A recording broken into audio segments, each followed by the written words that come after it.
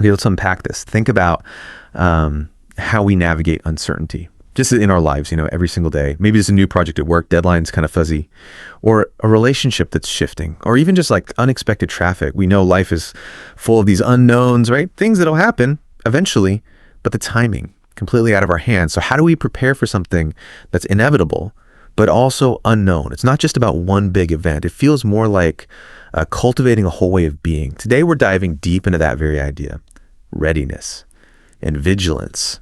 What does it really mean to be prepared? Not just for some, singular moment, but as a fundamental active thing in our daily lives. Our sources for this deep dive are, they're a fascinating mix. Ancient wisdom, modern reflection. We've got some profound excerpts from a reflection on daily readiness, which itself is deeply rooted in Psalm 90. And we're also drawing insights from the lectionary readings for the memorial of St. Augustine, specifically for August 28, 2025. Now, for those of you not familiar, the lectionary, it assigns specific scripture readings for certain days. So for St. Augustine's feast day, we get these powerful texts from 1 Thessalonians, the Gospel of Matthew, and more from that same Psalm 90. Our mission today, it isn't just to summarize. We want to extract the core insights, really understand the essence of being what that actually asks of us day to day. And importantly, why this idea of active, continuous readiness, why it offers such a powerful lens for your modern life. Okay, here's where it gets really interesting.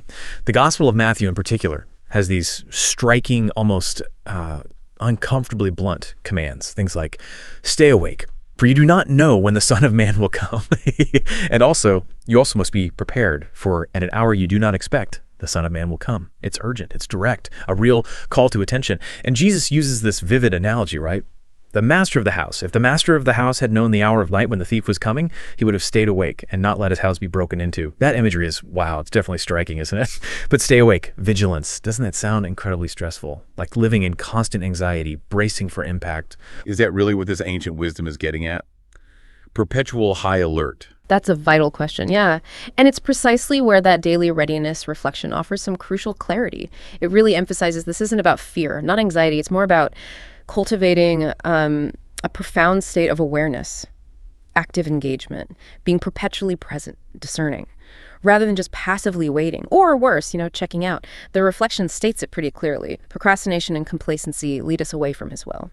So if we connect this to the bigger picture, it's realizing that waiting isn't passive. It's an active decision. You either use the present moment or you neglect it. Think about it in everyday terms. Neglecting that small car repair that suddenly becomes a major breakdown, or putting off a difficult conversation until it's just too late, delaying important financial planning. These are all sort of forms of not staying awake to the ongoing needs of our lives. So readiness becomes this active, ongoing process, not some last-minute scramble. Okay. That reframes it. Less about stress, more about intentionality with the time we do have. Which brings us neatly to another incredibly profound piece of wisdom. It pops up in both our sources, the daily readiness reflection and the responsorial psalm, Psalm 90. The psalmist pleads, teach us to count our days aright that we may gain wisdom of heart. That's more than just poetry about mortality, isn't it? It feels like a radical challenge to how we usually think about time, like we have endless amounts of it. Absolutely. It's radical. The wisdom isn't just life is short. It's about letting that understand and recalibrate our priorities. Now, Psalm 90 gives this truly humbling perspective. It reminds us, for the divine, 1,000 years are as yesterday or as a watch of the night. That stark contrast, our fleeting lifespan versus an eternal perspective. It's not meant to diminish us. I think it's designed to jolt us, to make us appreciate the present moment more deeply. It really compels us to gain that wisdom of heart in how we choose to spend each day, to really consider what holds value. For instance, how often do we defer things, our passions, meaningful relationships, personal growth, thinking, I'll get to that later, next year, retirement. So this song, it's a stark reminder. Next year isn't guaranteed. That perspective should ideally motivate us to live with greater purpose, more intentionality today. And the daily readiness reflection echoes this perfectly. Today's the time to act and to be found ready in faith and love. It just underscores that every single day is an opportunity for meaningful action, for growth, not just killing time until some future event. It's about being fully invested in the now. Because really the now is all we've truly got. Right. So if we're talking living intentionally, acting today, what does that actually look like in practice? Our sources give us a very clear, almost cautionary tale. That parable in Matthew 24, we probably all know the story. Faithful servant, wicked servant. The master puts the faithful and prudent servant in charge. Distribute food, proper time, basic responsibility. This servant, when the master returns unexpectedly, is found. Well, doing exactly that, fulfilling their duties, caring for the household. And because of this, they're blessed, given more responsibility. It's this powerful image of like consistent stewardship. But then there's the flip side, the wicked servant. He is downfall. It doesn't even start with malice, does it? It starts with an assumption. He says to himself, my master's long delayed. And then he starts acting badly, beating servants, drinking. And what happens? Master comes back on an unexpected day, at an unknown hour, punishes him severely. For me, the insight isn't just about diligence. It's about how our assumptions about the future, about deadlines, dictate our present behavior, our ethics, our care for others. That assumption of delay, specifically, seems to be the root of the whole problem for the wicked servant. This raises such an important question, doesn't it? About our own behavior. What are the practical implications when we make that assumption of delay in our lives? The parable shows readiness isn't just waiting around, it's actively managing responsibilities, and crucially, caring for others in the meantime. The faithful servant isn't just present, they're productive, ethical, compassionate. We've all seen versions of this play out, right?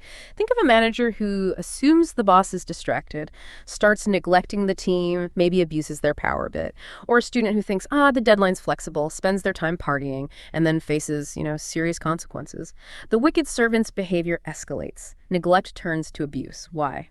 Because the perceived lack of accountability just removes the constraints, and the consequence is severe. It highlights that our actions, our attitudes during that waiting period, that's what defines our readiness. It's not just about what we don't do wrong, but what we actively do right. This connects beautifully back to that daily readiness prayer. It links the internal and external. Keep my heart alert and my hands busy with works of love. Free me from distractions. See? Heart alert, hands busy. Internal state, outward action. That really drives it home. Readiness isn't passive. It's a call to action. It broadens the whole concept, doesn't it? From just being aware to actively engaging in positive, purposeful stuff, which is, I think, where 1 Thessalonians 3 comes in. It shifts the focus powerfully towards love. It encourages us to increase and abound in love for one another and for all. Why? So as to strengthen your hearts to be blameless in holiness. It's saying love isn't just, a nice extra. It's fundamental to being truly ready. And it's not just my readiness, is it? It's about our collective state. Readiness built on community, compassion. Exactly. Yeah. What's fascinating here is how all these different threads, they weave together. They form this really holistic picture of readiness. The daily readiness reflection, it emphasizes living with integrity and obedience and keeping our hands busy with works of love. So it's not just some abstract spiritual state. It's also about diligence in our earthly tasks, our jobs, our homes, our communities. And Psalm 90, verse 17 captures this beautifully. And may the gracious care of the Lord, our God, be ours. Prosper the work of our hands for us. Prosper the work of our hands. Now, that's not just a prayer for business success. It's acknowledging that our daily labor, our efforts, when done with integrity, with purpose, they are an integral part of our readiness. Think about a craftsman diligently honing their skills day in, day out, or a parent consistently nurturing their kids with love. They aren't just waiting for some future thing. They're actively building capability, fostering connection, creating value now. So when unexpected opportunities or challenges arise, their sustained effort, their loving integrity, it's already made them more capable, more resilient, more truly ready. Readiness, really, it boils down to active, loving participation in the present moment, shaping a life that's prepared for whatever might come. Wow. What an incredible deep dive this has been, really. We've seen how readiness is it's so much more than waiting. It's multifaceted. It includes vigilance, sure, but also that wise, intentional use of our days. It's about diligent, loving action and a deep, unwavering commitment to integrity in everything we do, all while acknowledging, the timing of big events is often unexpected, whether personal or universal. This whole deep dive, it really reveals that being prepared it isn't a one-off task you check off a list. It's a continuous way of living, a daily posture, really, shaping our choices, our character, how we engage with the world. Which raises, I think, an important, very personal question for each of us listening. Our daily readiness source poses it directly. What specific step can I take today to prepare my heart and actions? But let's broaden that out just for a moment. Apply it to your life right now. Consider a significant coming or opportunity you might anticipate. Maybe a career shift, a big personal goal, a deeper connection you want.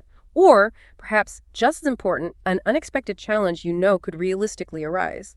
Where, in what specific area of your life are you possibly assuming delay, letting complacency creep in, neglecting what truly matters deep down? What single practical step could you take today, right now? to cultivate that readiness, whether it's through diligent work, a specific act of love, or maybe just a moment of focused, mindful attention?